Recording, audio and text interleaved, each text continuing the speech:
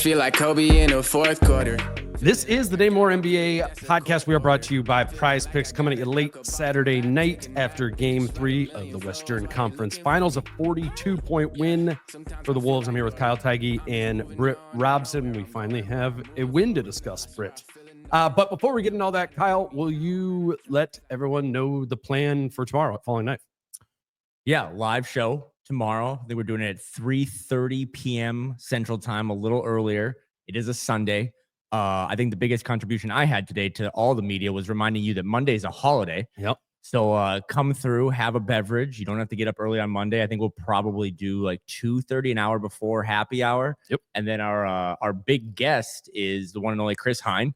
And we're going to talk about his book. And no better time to talk about the Ant book than after one of Ant's more impressive performances. So it'll be you, me, and Chris talking about what we saw tonight, get Chris's view on Game 3. And then we're also just going to dive into his book, and Chris will have some copies there. So kind of first come, first serve. And we'll talk about this game. Yeah. We'll talk about Game 3 a little bit, but it'll be just kind of a good time. We've always been, I think the team has always been down in the series when we do these live shows. So we'll reset the vibes a little bit, even though they're good now. And I'm really excited for people to get to start to get some details from Chris's book, because we've all had a lot of access to it. It's an awesome, awesome book. So 3:30 Sunday, May 25th at Falling Knife. It's gonna be a good time.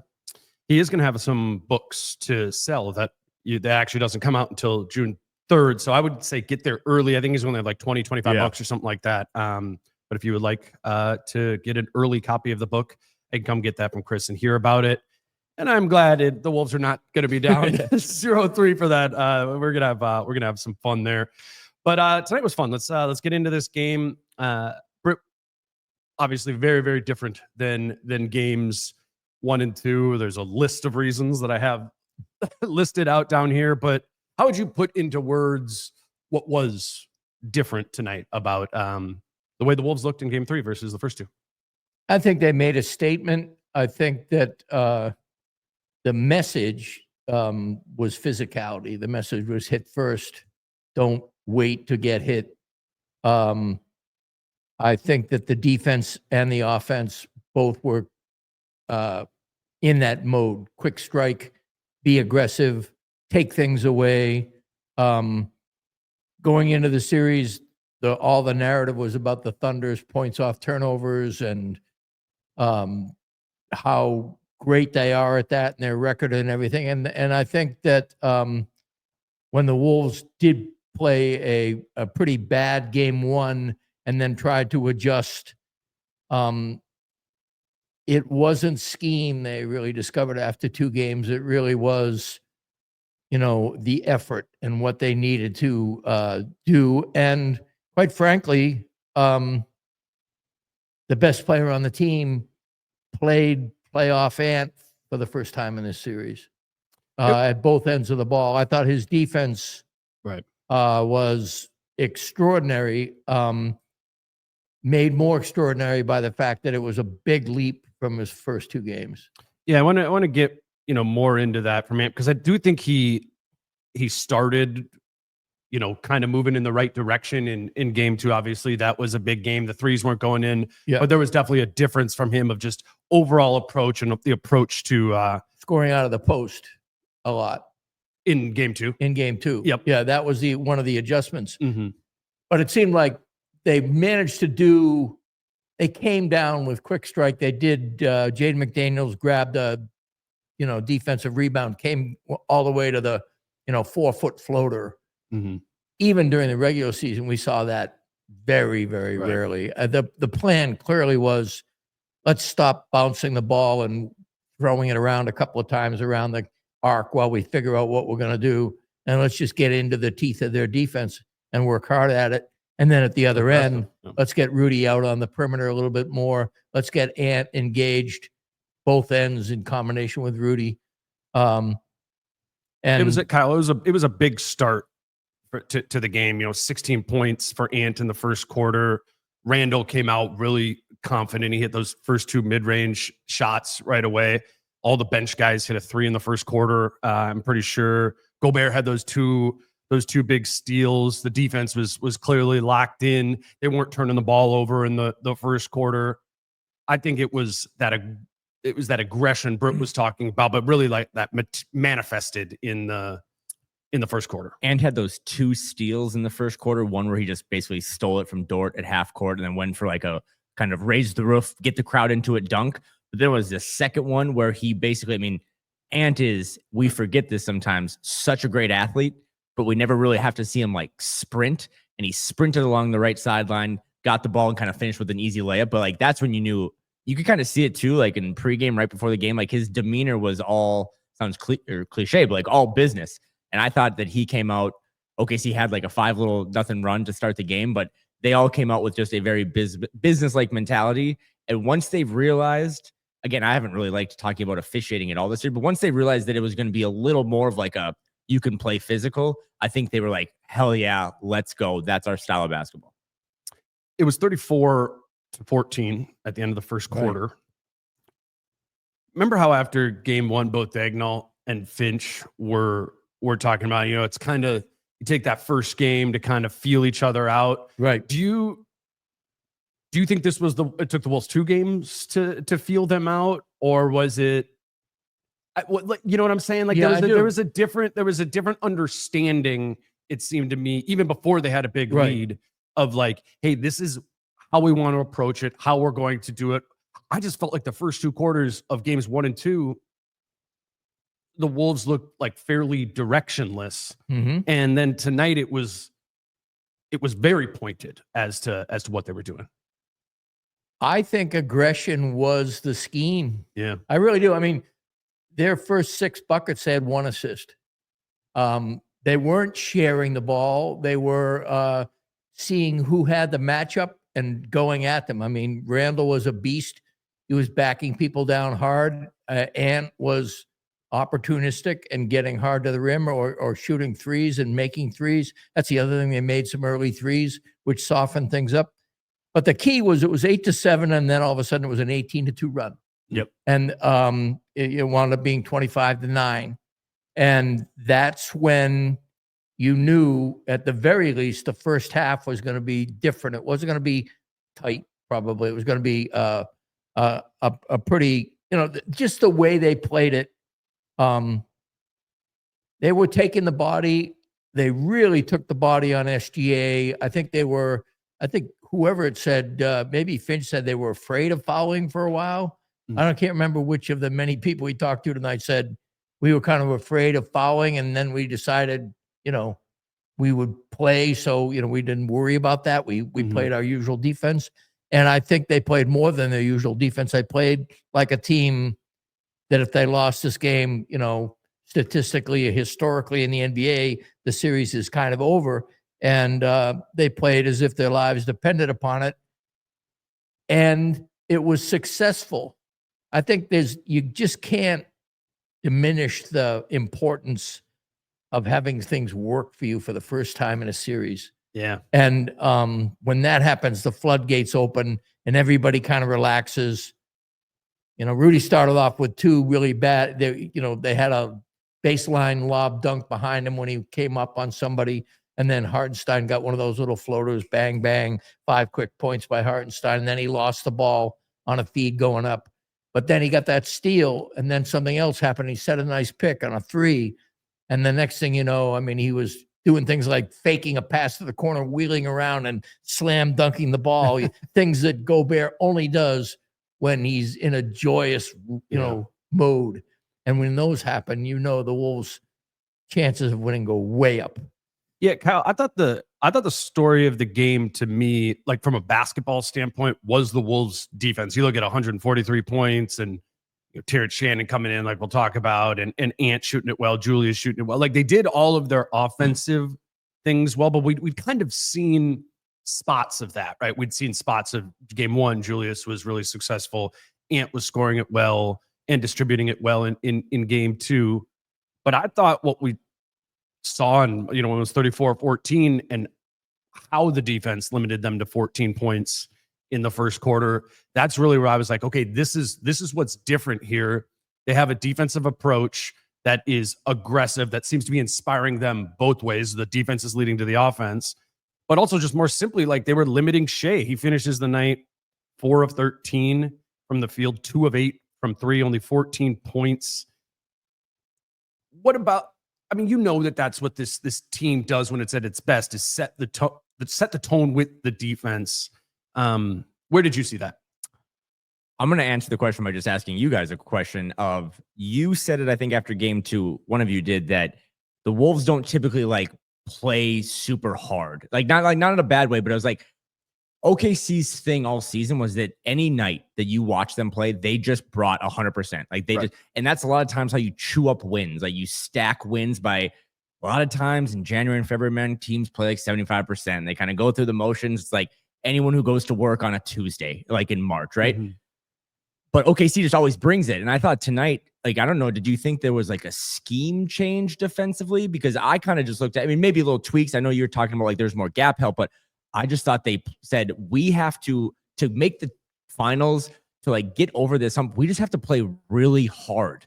And I thought on their switches, Jaden was on Shea a lot, but like when Jaden got off of him, Ant was like determined to, like when Isaiah Joe was out there, like Ant was really doing some things that were like very disrespectful to him, just pushing him off the 3-point line. Right. So I don't know. Did you think it was, they actually tweak this, or just like actually in order to make it to the NBA finals, you have Final Four, like in order to do that, you just have to play hard the whole time. And that has been a bugaboo of this team all season long. They are, not they don't play hard, but they are a little nonchalant. They do kind of let you determine how the game's going to play and then react.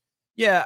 I think like X's and O's wise defensively, what was different is they were clearly bringing in more of that gap help. Really the first quarter was the only thing that I thought was super indicative. It got a little crazy from then on, but remember how after like what was the game in the Lakers series? They lost game 2. Game 2, yeah.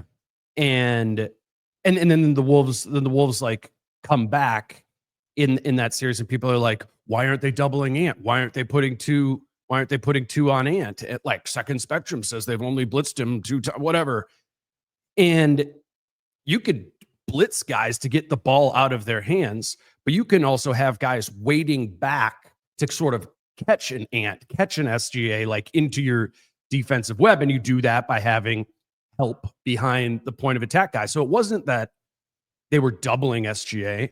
It wasn't, Rudy had that one where he blitzed the pick and roll and he got the steal and went the other way, but that was a stack pick and roll. That was for a specific type of pick and roll that they were going to have Rudy blitz it. For the most part, they had gap help in there, and then they just had Rudy leveled up the floor a little bit more. In game 2, we talked about this, Britt.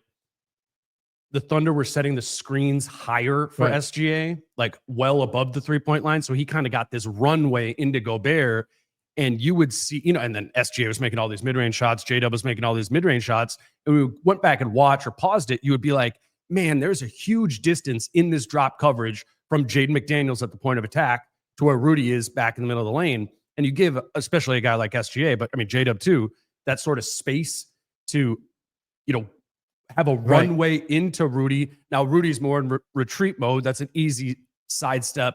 They can take that mid-range jump shot, which both of those guys can hit. I thought that it was really important that there just wasn't that middle of the floor space for those guys to work. And I think that was a product of Rudy up and also the wings surrounding in the gaps a little bit. Well, that's definitely where they ate in game 2. Yeah. They both J-Dub, to avoid confusion, and SGA both were killing them with mid-range. I'm not saying this to get into politics, controversy, or anything. I'm just saying that a huge part of this game was there were no whistles on some 50-50 calls that could have gone SGA's way. And there a lot of those calls happened in OKC. He got some of them didn't. Was Caruso, those 2 fouls where he was just kind of reaching in. Yeah, those fouls didn't happen. Not to interrupt you, but those fouls didn't happen in OKC, and that kind of weirdly changed the tone too. But in general, it was a non-whistling game. There were 18 fouls called on the Wolves and 20 fouls called on the Thunder, but they weren't the kind of fouls. All fouls aren't created equal, and fouls that happen when you've already got 3 or 4 in the quarter that get you into the penalty quicker, those are injurious. Shooting fouls are injurious. The fact that SGA had 4 free throws tonight is a remarkable statistic given what he has done all season long. Some of it was great defense, and some of it was the discovery that they could rough him up a little without a whistle. And some games are called like that. It isn't, and it was kind of the same for both teams. There's nobody on the Wolves that shot more than 4 free throws either. Julius Randle and Terrence Shannon, both very high contact players. Right. So I just think part of it was, without ripping Ant's defense, what I will say is one of the reasons that Ant is such a weirdly polarizing, celebrated player who's regarded as like one of the faces of the NBA, one of the 3 or 4 most recognizable guys, and on the other hand is like more kind of top 10, top 15, is because his ceiling is incredibly high at both ends of the court, and his floor is lower than a lot of superstars on defense. There are times when he just doesn't bring it as much as he can. Mike Conley said as much in the locker room when asked directly. He says it makes a huge difference when Ant is playing that way. And we know he has a lot on his plate, but there's 5 or 6 times in a row, if he can get 5 or 6 stops the way he does. I think that's what happened in that 18-2 run, that 17-2 run. You can clown me on this if you want, but the story of this game, and they outscored the Thunder in all 4 quarters, but the story of this game is that they came out 34-14. And that was, to me, like the Mike Tyson quote of like, everyone has a plan until you get punched in the face. I thought OKC got punched in the face, but I thought that first quarter was a direct result of the fourth quarter in OKC. And again, OKC probably saw the finish line in game 2 and was like, there's no way this team's going to come back. But I saw, when I came away from that game and I was talking to myself, I was like, they played pissed off for the first time in this entire series. Can they play mad while also playing smart, right? Because you can play mad and turn the ball over and do a bunch of fouls, but I thought they found something, and they didn't even have like the right guys out there in the fourth quarter game too, but they were like, hey, we're tired of this. Like the Jaden foul on SGA, the flagrant one, was stupid, but it was like, we're just tired of this. And I thought in tonight, 34-14, they're like, we're just going to come out on the tip and we're going to punch you in the face and see how you respond.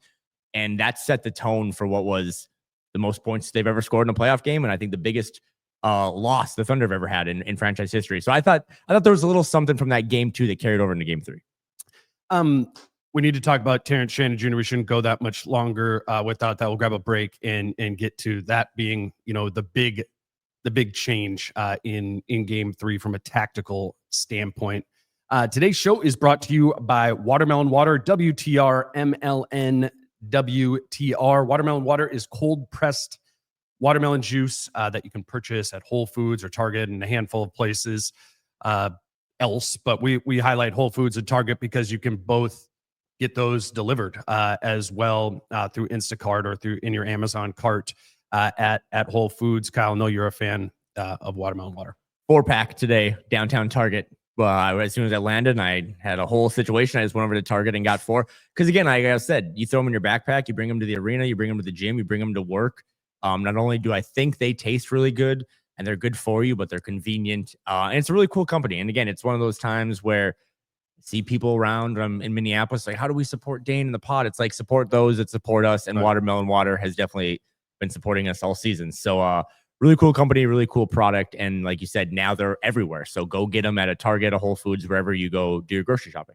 Watermelon Water, WTR, MLN, WTR. Would love if you tried out Watermelon Water. Today's show is also brought to you by Prize Picks. And on Sunday, there will be our live show, but also the Knicks and Pacers will be playing as well. And I know, Kyle, we were talking about where we're going to go watch that game. It is always fun. I think like you got a lot, plenty of reasons to be watching the Wolves game. You don't need necessarily a daily fantasy lineup on the side. Obviously, I know many people do, but I think it's fun. I mean, Kyle, we text about it all the time, like on NFL Sundays and stuff, when it's something else to watch for in your games when you're watching a game. I think for you've probably been watching the Knicks Pacers series, and you can kind of put your thoughts of where the games are going to the test with Prize Picks. So check out Prize Picks, prizepicks.com, Prize Picks app. When we have the numbers up for the next game, we'll talk about what Prize Picks we like for Wolves Thunder game 4. They'll probably be up by the time that you are listening to that. So check it out for Pacers Knicks tomorrow, or for Wolves Thunder game 4. Again, that's prizepicks.com or the Prize Picks app. Use the promo code Dane, and your account will be credited with $50 when you place your first $5 lineup.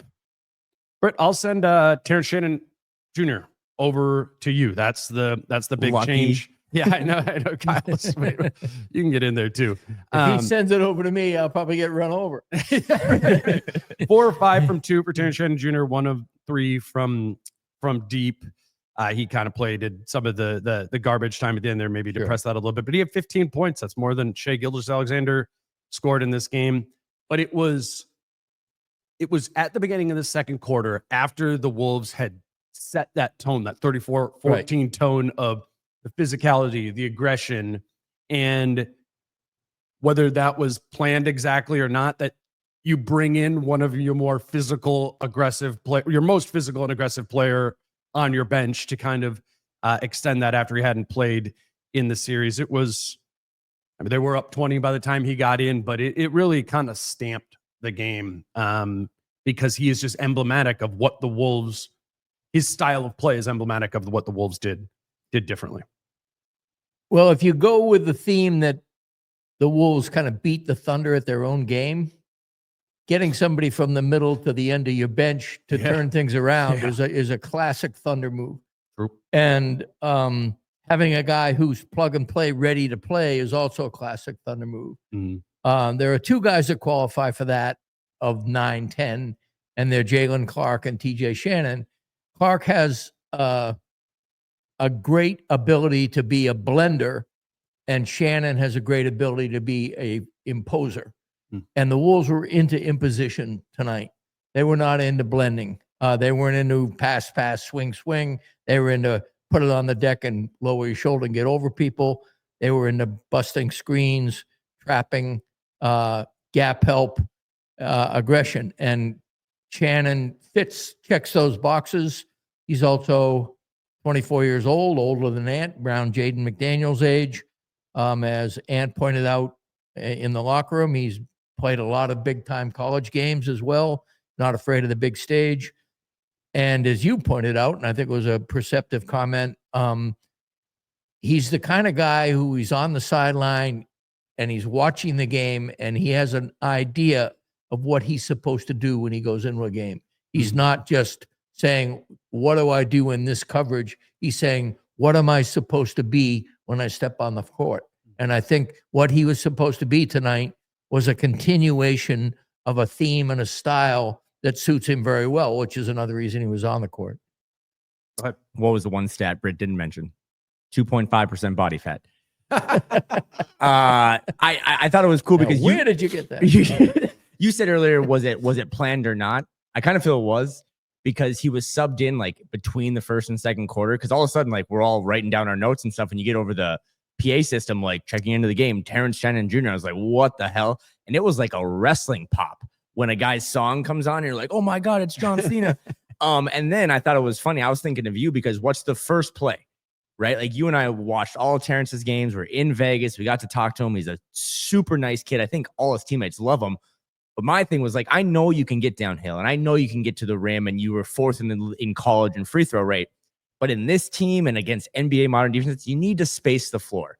So he catches the ball in the corner 3 because that's what OKC gives up. And what does he do? Fuck you, Kyle. Goes right to the rim, gets an and one. And the place went, I mean, I'm not even being a prisoner. I thought the place was as loud for that moment because they love the kid as it was for those Lakers games. Like, it was just a pop that it was like, yes, we're up 20, but OKC can erase that real quick. And then for him to come in and just, you know, whether OKC punched back or not, like, they're kind of bleeding and he just started throwing haymakers. And then he just gets out in transition and he's honestly as good, if not maybe better than Ant in transition. Like, just throw the ball ahead. He knows how to use that Euro. He knows how to get to the rim. I mean, at one point tonight, he took a heat check hook shot. Like, he was absolutely feeling himself. But I do think just in general, almost got the rebound. Yeah. Any sport, but I think basketball the most. Like, sometimes as a fan, you just like guys that play hard. Like that's it. And Terrence, when he's out there, you said it before the game, like he gets his role and he waits. And when he's called upon, he goes out there and he knows what his role is. But he's got, change of pace running back in him where he's just like, I'm going to be physical. I'm going to get hit in the face. I don't care. And I thought they probably win that game without Terrence Shannon Jr. But to have that element tonight, and then Finch said post game, like, you're going to see him more. We'll see what happens. But I thought that was an element. It's like Jalen Clark's really good, but I didn't think this team needed more defense, to be honest. I thought they had enough guys that they could throw out there at Shea. They needed more offense when your bench is giving you nothing. And he was an incredible piece off the bench tonight. Yeah. And it's not like and I know that's not what you're saying. He's not a subpar defender either. Like right, for sure. But that's Clark's sort of main thing. The idea with Shannon is he brings you a floor spacer. Yep. And he brings you that downhill physicality along with being, a force, right. Or a defender. Sorry, I got distracted by Kyle opening. So my bad. Yeah. Do you have more on Terrence Shannon Jr.? Well, I just think that he committed 2 fouls, and it was, a couple. They were the kinds of fouls that the Wolves wanted to give up if they were going to, the guy was getting to the rim and he was challenging the play. And most everybody else was getting away with them, with the exception of Naz Reid and Terrence Shannon seemed to be the people who were whistle prone tonight. But I think what I liked about him was that he likes a contact game. He watched an entire first quarter of the Wolves being destructively contact oriented. And if he had any jitters prior to the game, they certainly went away when I'm coming in to do something I do best with a team that has a 20-point lead in a postseason game that is do or die, more or less. Right. I mean, it can't be. It's the kind of thing you think about in the backyard when you're playing the hoop, It's a great situation for him. Classic hoop play. And he's a rookie. He's older than Ant. He's a 24-year-old rookie. So he is more experienced. Like you said, like he's got some more reps in him other than like a Rob Dillingham or whatever.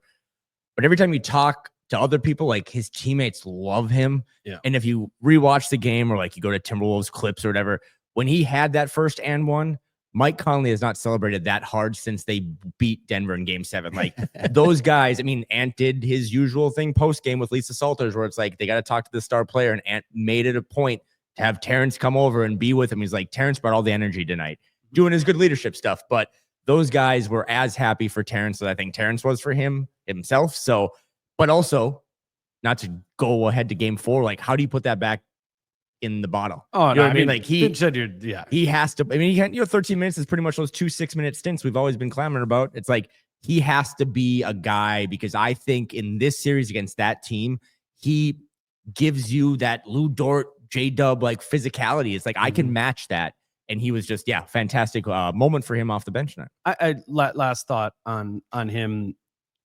When we get to do a media availability with Tim Connolly, who's the president of basketball operations, and Matt Lloyd, who's the general manager, on draft night right afterwards. And it's really stuck out to me what Matt Lloyd said after they drafted Shannon, and we got to talk to him. And he referred to him as a power wing, and was talking about how they needed more power wings for the playoffs in that Dallas series. That's what they were deficient in that series. And what Matt said that day is like, we think he's going to become that in the league. And he looks like the type of guy who could do that right away, in part because of the great college season that he had in his final year at Illinois, but also because he's 24 and there's just not going to be the same lag as there would be with a 19 or 20-year-old. He knows his body. Let's talk about the other bench guys too, because I think as big as Terrence was in that game, it was also very big to have Dante DiVincenzo to make both of the threes that he took. He was 2 for 2 from 3. Naz Reid was 2 for 3 from 3. Nickeil Alexander-Walker was 2 for 4 from 3. They combined to score, wasn't like huge 28 points between the three of them, but it was the first game in this series that the three of those guys were like a discernible positive. And maybe the first time all postseason that all three of them were really good in the same game, maybe game one against the Lakers, but that's been absent for this team. And that's as much a part of their identity, or was as much a part of their identity during the regular season as anything was. You know, I referred to them as sometimes their third star, right? Is just this force that they have coming off of their bench, at least during the regular season, when you're sending Nasri, Dante DiVincenzo, and Nickeil Alexander-Walker out there to play against second units. They're able to put teams away consistently, you know, throughout the regular season. The challenge is a lot higher against Oklahoma City's second unit, because, you know, if we're putting together some of the best second units in the entire league, OKC and Minnesota would both top that list. They need those guys in this series, and in particular, right, Britt, they need them to hit threes so as to loosen everything else up. That was our big question, you know, going into it. If they start hitting threes, right, will the lane open up for Ant and Julius to do more? And then the answer was a resounding yes. And I don't think it would have been as clean and clear if those guys didn't come in and right away stretch the floor in like a punishing sort of manner. Right. There is this kind of leveraging that happens. The starters did a great job of building a decent early lead. It's funny that 17-2 run I keep referencing was cleaved by the subs coming in. The momentum was created, but it was sustained when they came in. And it was also right around that time that the Thunder began to inject their bench, and the difference was stark. It was almost a 180 from games 1 and 2, where the Thunder would get off. The Thunder, Cason Wallace, great player. He didn't awesome. Attempt a shot. 2 free throws, 1 offensive rebound, 1 assist, 1 personal foul, minus 30, 2 points in 15 minutes. Alex Caruso played less than 10 minutes. Isaiah Joe, 1 for 7 from the field. He's a 3-point specialist. They were minus 30, minus 16, minus 8.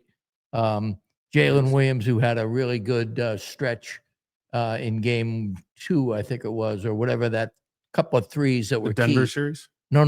The game, I think it was game 2 of the series. Remember when he hit like back-to-back threes when the Wolves were coming back? Anyway, or maybe it was Kendrick.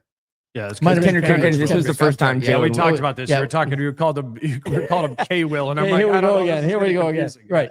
But the point being is that the bench sustained the starters for OKC in the first 2 games. And it is kind of remarkable what we've seen in terms of this flip. We haven't, despite the scores and despite the fact that the Wolves actually led in the first game, the domination in the second half of both of those games really led you to believe that OKC was such a superior team that something extraordinary would have to happen to reverse that kind of momentum. And instead, the dam broke the other way. And to his credit, Chris Finch refused to buy into that we need to make huge changes narrative, and said we had shots. We didn't make shots. We made some adjustments in game 2. I think those were good adjustments. We just need to play harder. Conley said we need to do the little things. NAW said that before and after game 2 in OKC to us. They did the little things. They played harder, but also it's just that leverage. If you're up by 8 or something and you hit your first 3, it's human nature. And everybody's success leveraged everybody else's success on that team, very similarly to the way OKC operated, at least in the third quarters of the first 2 games. I always think of like the term adjustment as giving up on the initial plan. And I don't think that that's what this was. Right. And so, Exactly. I mean, whatever, this is just No, that's a good point. It's like, it felt more like tweaks. And I know maybe Shannon, you would call an adjustment, right? Because that's But it was a nothing into continuation of a theme. I think they leaned into a theme harder. But that theme wasn't necessarily absent from the first two games. Right. And I don't think, just broadly speaking, that Finch is like a big adjustment guy. He's a believer in, okay, we sat down with sober minds and put together a game plan for this. We know Oklahoma City. We know our team. Generally, here's the way we want to approach this series. And when it wasn't working in the first two games, he was talking about needing to execute what the plan was better and not giving up on, the 3-point shot when they're open, the corners open. He said to you before the game, he was like, no, we need to actually go to that corner more often if that's what's going to be open. And his view, from what I can gather from our asking him questions before and after games, was no, like, if we keep doing what the plan is, but execute it better and hit shots, then this can work and the dam can break. And I don't know. I wasn't fully in the camp of believing that was going to be able to work, but Finch does block out the noise and focus on what he believes the best plan is, and isn't perfect. Wasn't. I mean, they clearly made tweaks. We talked about some coverage changes. We talked about some rotation changes, but I do feel like it were tweaks, Kyle, not necessarily like throw away that plan. Here's a new one for games 3 and 4. Do you? I want to do the Finch thing really quick, just because after you get essentially belt to ass, as Pat Bev would say, in those first two games, and fans are so mad, and it was back to like online, we were talking about this a little bit, like the Fire Finch thing and stuff. He's just constantly showed, I said after game 2, he's constantly shown a level of patience that none of us have. And the highlight of this season was Julius Randle, right? Like, he was just more patient with Julius Randle than any of us were. And it ended up paying off by him being one of the 2 or 3 best players in the first 10 playoff games for this team. And he's having probably the best stretch of basketball in his career, despite being all NBA a couple of years ago. I don't even know what the question is. Like, what do you think about the fact that I think there are coaches that would have completely, Dante, you are a minus 30, you're out, right? Like, you're just not going to play it. And every time I think about, why does Finch do that? Why does Finch do that? Because even I sometimes are like, why doesn't Terrence, when I've been kind of clamoring for since the Lakers series, but they kept winning games. I just think about when Jim Pete was on the pod at Falling Knife, and he was just like, man, there's a lot more than just making substitutions or calling timeouts. Like, you have to manage these guys' egos, and there are politics, whether you want to admit it or not. And I think Finch is so good at that, but I also understand that we don't see it. Like, no fan sees it, so it makes it really hard to understand. But like, I don't know, you and I are 2 of the most pro Finch people in the world. Like, they kicked the Thunder's ass tonight, and all he really did was sub in this old rookie for a couple 6-minute stints and just trusted that his other guys, his 3 bench starters would figured out a little bit, and they shot 6 for 9 from 3. I think the key, I mean, we've seen Finch, he's generous enough in his post games and pre games, just his interactions with us, for us to get a pretty good sense of who he is and what he's like. And the answers have become a little more terse and a little less broadly forthcoming lately. But the ones that really didn't like my Shea Gilgeous-Alexander question. No, actually, he liked it a lot, and I think it was funny way of showing it was love. like one of those. I once asked Pop a question, and he just, could you explain how to do X? And he said no. And I just basically thought, I was like early in my time and everything. And one of the old beat guys came over to me and said, he said that because it was a good question. Yeah. And I think today, he wasn't going to explain to you. I think part of it is we were able to get into him and get physical with him and rough him up. But also there were, not big things, but little things that they did. In case people, 99% of people aren't good. Yeah. I just asked, what did you do better or differently against Shea And he smiled a little bit. And he said, "Do you want me to tell you?" Exactly. Like, I'm not going to tell you. I didn't think it was a crazy question. But the pushback he gave, where he honestly did not like the questions, was when people were asking him if his team had lost confidence, whether his team was on the ropes, whether his team needed to do something that was anything that implied panic, anything that implied You didn't throw watch the game or plan know out how the to watch window, the exactly game. what we're talking about. And it was almost like if he had been that kind of guy, he would have said, did you hear me after game 1? Did you hear me after game 2? I told you guys this, we had to do certain things from game 1 to game 2. We did them in game 2. We didn't do them well enough. And we would have to, get into, I think he kept on wondering, what is the big deal? And why are you guys losing your heads over this? Because he can't afford to think in terms of like this team totally dominated us the first 2 games. He's thinking, what did they do? What didn't we do? And the plan was solid if it was executed. I mean,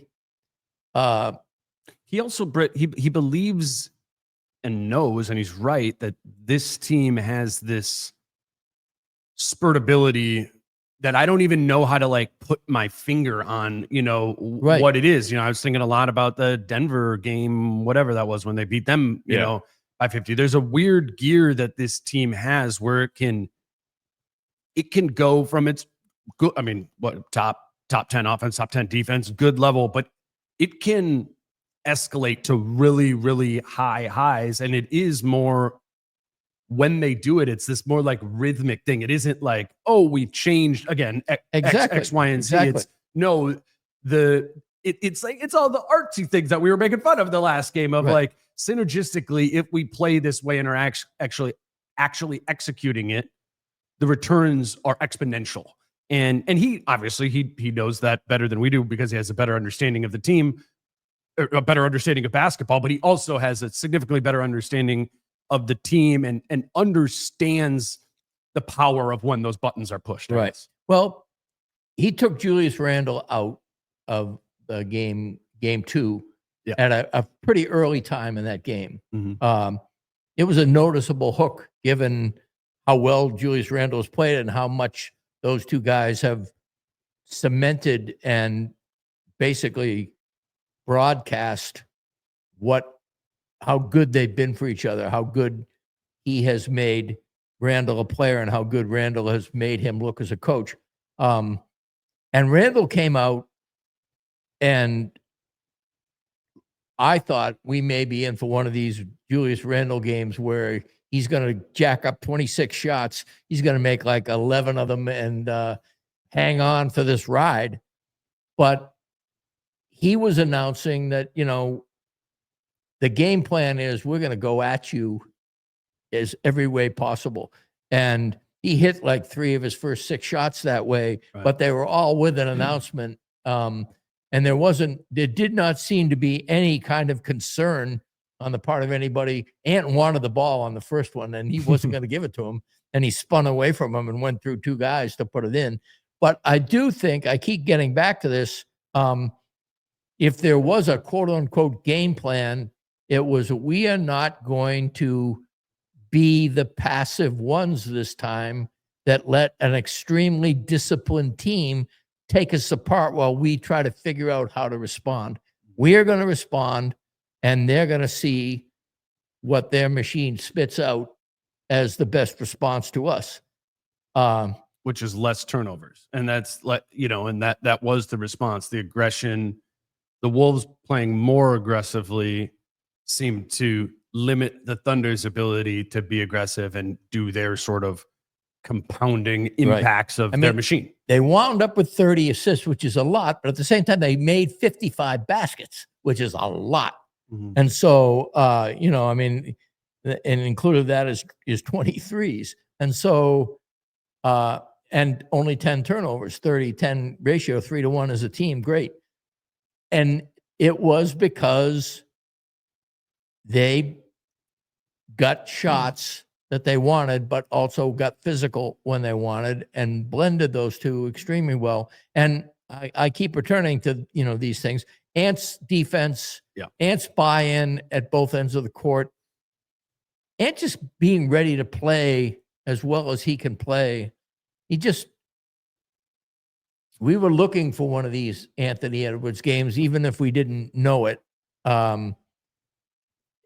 it was. So was Chris Finch. I mean, he was a plus 36 tonight, and it showed. It looked like it. But can we spin it back to Finch really quick? Yeah, I was gonna say you're a Finch thoughts. Because you said something about how they came out tonight and they were ready, right? And I feel like when that happens, the general takeaway is that, because they're really talented. But when they come out and they're not ready in games 1 and 2, it's because Finch didn't have them ready. Right. You know what I mean? So it's like tonight, it's like they were ready. And again, I'm probably a Finch apologist, and there's aspects that I don't love. Again, like I need to know at some point what you didn't see from Terrence in those first 12 playoff games that you couldn't have given him a little run when tonight he was ready. But I just think, I don't know, man, I'm just maybe just happy to be here. Like, of all the times, like he did pull Julius. And if you believe in my conspiracy that they found something in that fourth quarter and a couple of guys, Nas, and I thought Nas was good tonight, even though he only finished with 10 and 8. But like, I thought Nas played really good basketball in the fourth quarter. Again, garbage time, whatever game too. But like, he might have found his swagger a little bit. Too, yeah. And Nikhil was really good tonight. Like, and he did it all by sitting Julius. And then Julius comes back and he doesn't pout and he doesn't have some of the DMV body language. And he has his second playoff game of his career without a turnover. He was awesome in that first quarter. He took a heat check 3 from Bloomington, right? He was telling everyone, like, we're home now. Like, he has as much, I think, sometimes of the energy effect on this team as Ant does. But again, I know I'm taking a win and taking all the good quotes and stuff, but you read some of these things and it's like, man, I don't know. I wish Finch would call a timeout every now and then when it wasn't a 12-0 run. And I wish he would play one of the young guys because I think they have a chance. But that team is able to, I don't know how many other coaches could just pull Julius Randle in the fourth quarter, bench him, and then get a good response from him. And it sounds like Julius was like, I was hot after game 2, and I talked to coach and I talked to Ant, and I was like, all right, cool, I'm back. So I just don't want to take for granted sometimes that, Britt, you've been following this team forever. Like, all the personalities and all the other stuff that we never see finally kind of makes sense. And if they lose this series, it's probably because the Thunder are just a better team. But man, like, they have some of that other stuff that really allows you to get your ass kicked in the first 2 games and come out and have a historic performance. Best coach in franchise history, and it isn't close. I mean, Flip Saunders is the obvious one. People usually say second. Rick Adelman, Tom Thibodeau, to some extent, would be in the mix.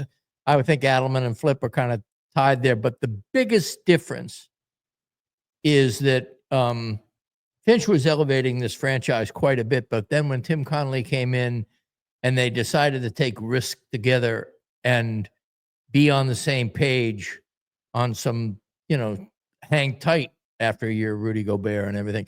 Big picture, what I'm talking about is that this franchise, and it's the reason I actually picked this team to beat the Thunder in this series, was they are an organization that is a lot more solid, and it has to do with team building and then following through on the plan and doing it in a manner that Connolly calls it character, guys you want to have around you in the locker room.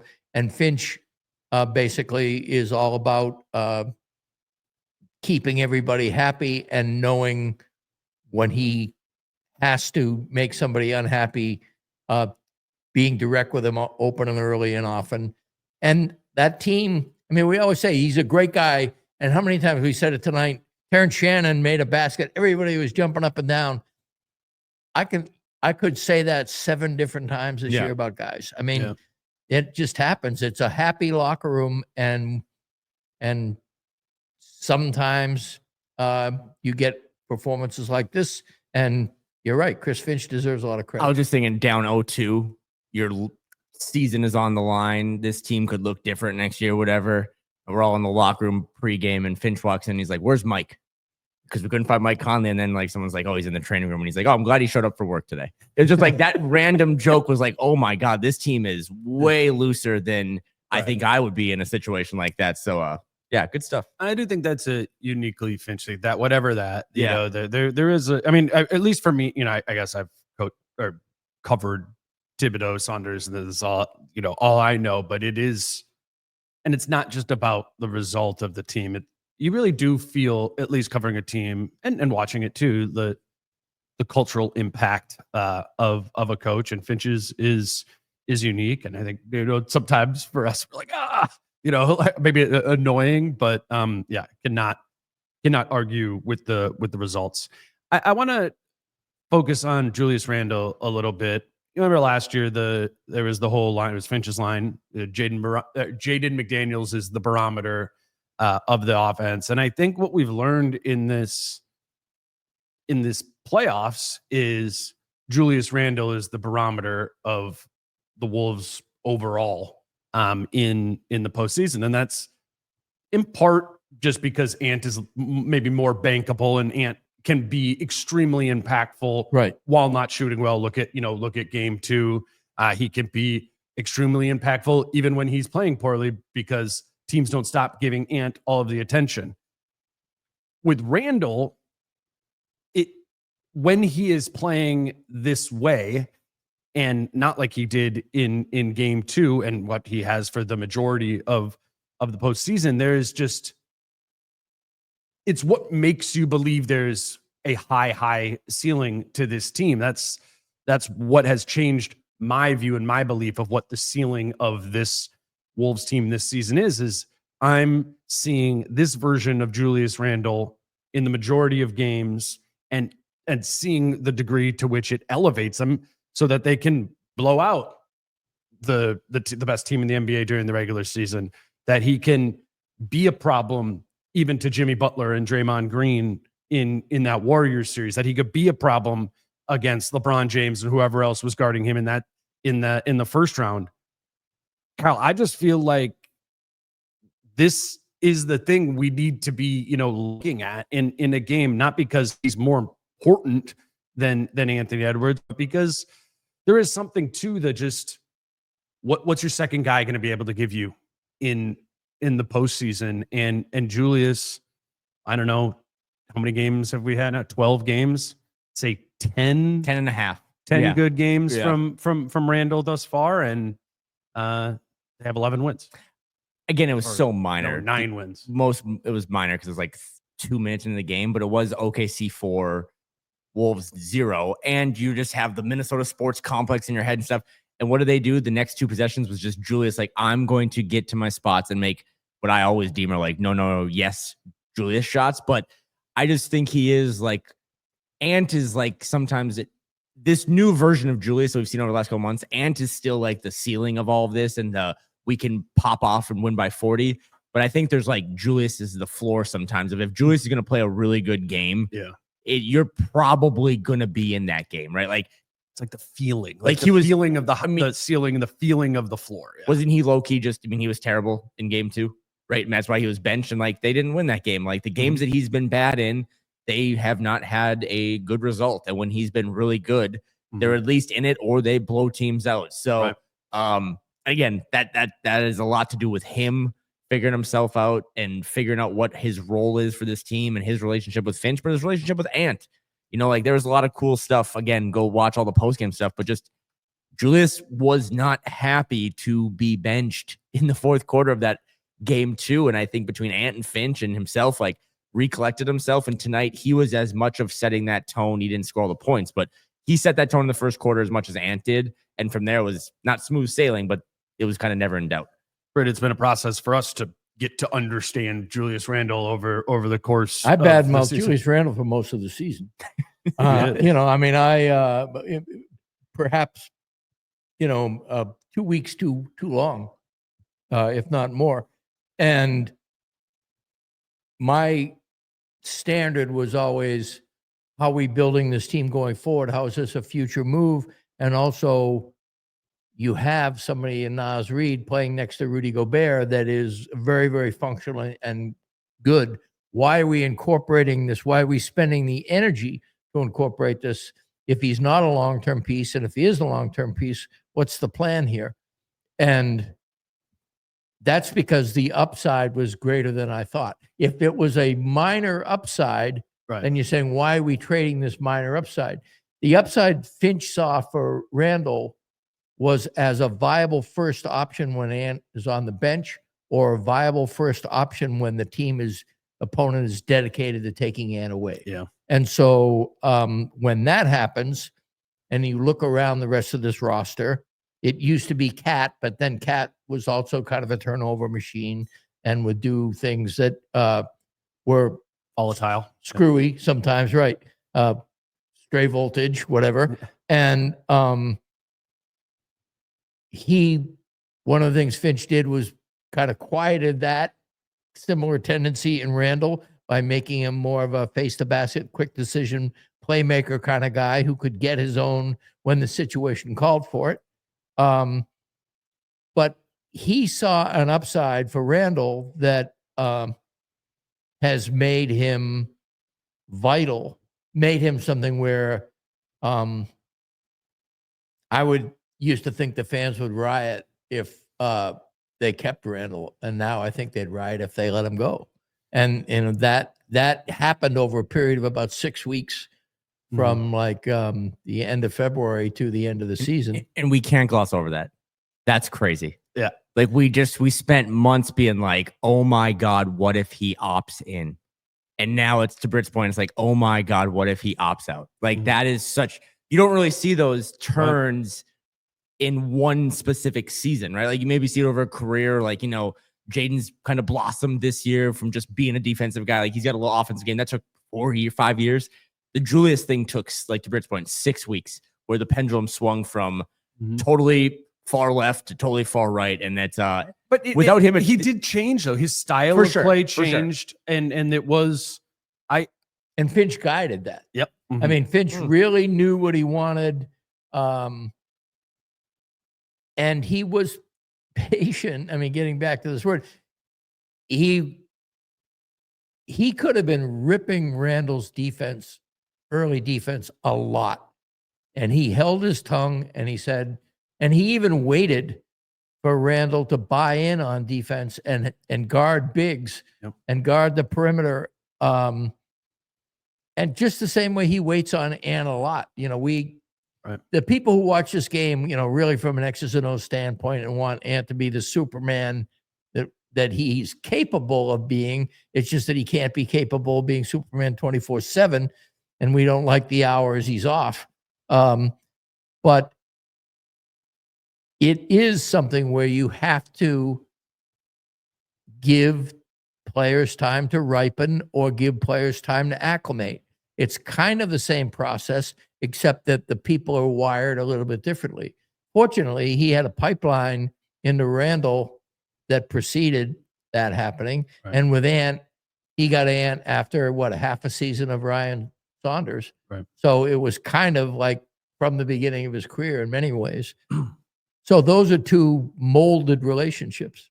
And those two relationships have been cornerstones for the versatility and the kind of growth that we've seen. Where are they a play-in team? No, they're a team that just beat the 68-14 team by 42 points in the Western Conference Finals tonight. I would note related to this, and Randle being important, Randle being a barometer. An element of it is his backup. Naz Reid is volatile in his production, high highs, low lows. Yes. Yep.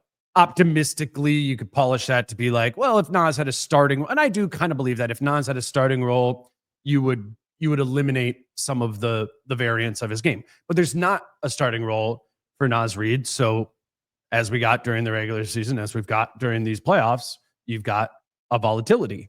And I think that is part of this version of Randle's real value, is that there isn't as much of the volatility then. And so if you're getting a more consistent version of Randle, then you don't feel the lows of Naz as much, and you can conversely ride the highs when they come, because I would assume a big Naz Reid game is coming before the series is over.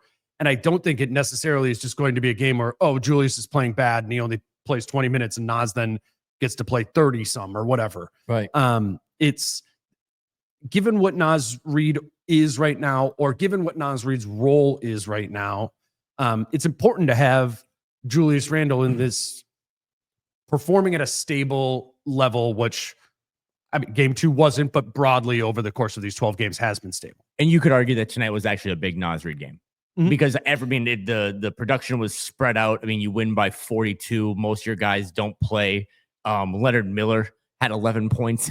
But I mean, Nas was 10 and 8. And I just remember he hit. I mean, remember when Ant dribbled the hell out of the ball that one time and threw Nas a grenade in the slot in the second quarter, and Nas hit that 3. You could kind of tell like Nas was feeling himself. So outside of Ant, I don't think anyone had like a big statistical night because it was so balanced and you kind of rested your guys. But I thought tonight was, I don't know, I'd have to think back. Like, I thought tonight was Nas's best game maybe he's had all postseason. And again, that's kind of building in my mind off of what you saw in game 2. So, but everything you said is right. Like, having Julius now, I think, is a floor raiser. And maybe not always the ceiling, although when he gives you your patented 24, 8, and 7, the Wolves just pretty much win those games. Right. Yeah, I think with Nas, what I would like to see Nas do in the rest of the games, or a game in the rest of the series, is it really stood out to me watching back the 4 games from the regular season of Nas's downhill force in those games. He was physically imposing against the Thunder there. And I think if Naz Reid has a big game in this series, it isn't necessarily because he makes 5 or 6 threes in the game. And I do think that's still something they got like in the holster here and to use. And it's funny you bring that up, because what I was going to say is I've written this a lot, and I believe it, that the beauty of Randle is it's enabled this team to become a lot more versatile at both ends of the court, but offensively especially. That also doesn't happen without Nas on the team. I mean, Nas was already the piece I was thinking of, and Randle was the addition, but they're both equally important to versatility. And you remember those games, how he played against OKC, because he was the starting center on 2 of them where he played extremely well. And it was because of those matchups where he was able to dominate, AKA Cat, in many different ways. When Cat would have a different person on him, it was always a decision by the opposing team. Who do we put on him, a 4 or 5? And with Nas, when Nas is the starting 5, similar type discussions happen. And that is when Nas thrives, is when he knows when he's going to be in the game, who his matchup is, and how he's going to attack. Also, if this matchup is a 5, that helps a lot. They've been guarding him with Williams and Caruso and those sort of guys. Just smart.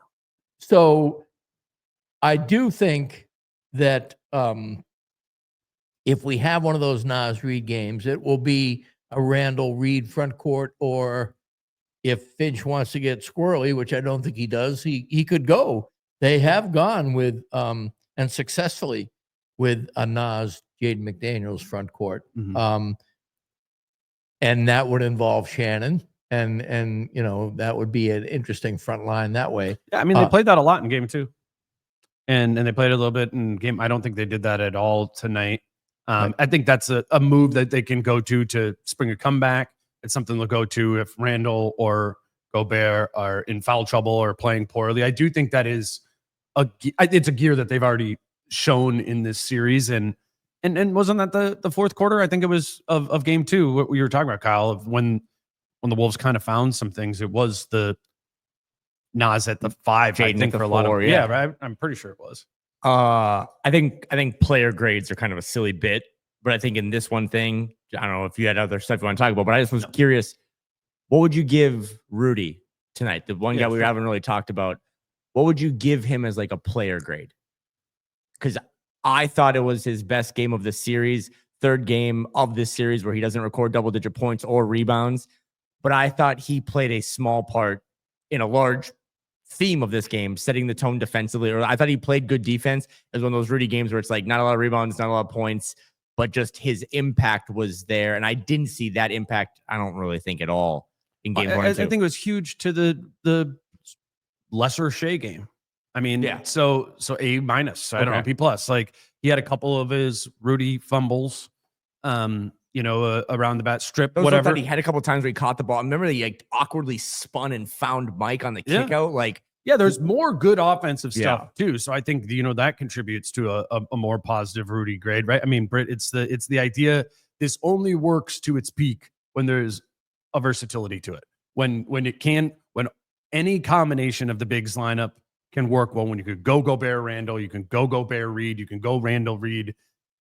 That's when this team is at its best, when it has like different pockets of the game where they're tapping into all of those things. And Rudy needs to give you something like tonight to be able to hit that gear, because when they fall behind by double digits, what Finch does is he pulls Rudy and he goes to the Reed Randle group, or he goes to the Reed McDaniels front court to spring back points in the game. It's a little bit of a desperation play. Like that lineup, like you were talking about before, it should be another example of like the snowball running down the hill. All right, Gobert played for 9 minutes. Let's give him a rest. Let's go with the Reed Randle group. Okay, they did their thing. There was more points scored in this time. The offense scored more. The Thunder scored more. And you understand that there's some of that give and take, but it felt like too often in this postseason that all they really had was the Reed Randle front court, and they need Rudy to be part of it for the versatility, not just offensively, but the versatility of the team, I think, is critical. Rudy does a fantastic job of taking shit in the media and sincerely making you believe he doesn't care. But where Rudy cares is on the court. And if Rudy feels like he's getting embarrassed, his game teeters, and he can be extremely vulnerable.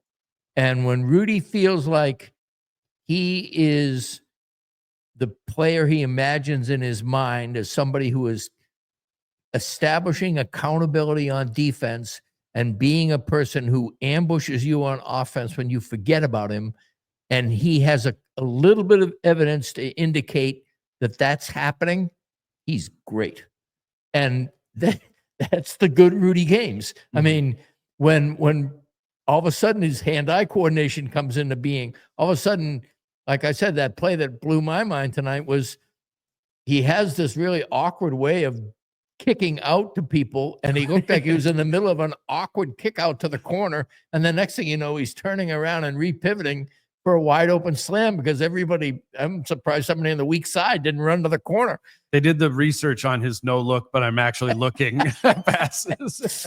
But I mean, and the other thing about it is when Rudy does something really good, how many times is that like sustainable throughout the team? It's like when Rudy does something good, it isn't like a brief outlier and then they're back to being terrible. It's like, oh, this is when he twice in the first quarter picked the pocket of people, and one time went down and, had to get fouled another time, and a court length dribble from mid court and he went up and he got fouled and the ball went out of bounds. He just turned around like he was a guard, and that happens all the time. It's like, I picked the ball. He happened to catch up with me, but things are going to be fine. And you just know you are so thankful that it didn't turn out badly for him at the end and he got a chance to go to the free throw line, because he is an incredibly proud player that doesn't care what you say about him on social media, but cares what you try to do when him on the court and how successful he is. That's one of the reasons why he's the worst challenger of replays I've ever seen in my life. I mean, if he says he's done something right on a replay, never believe him.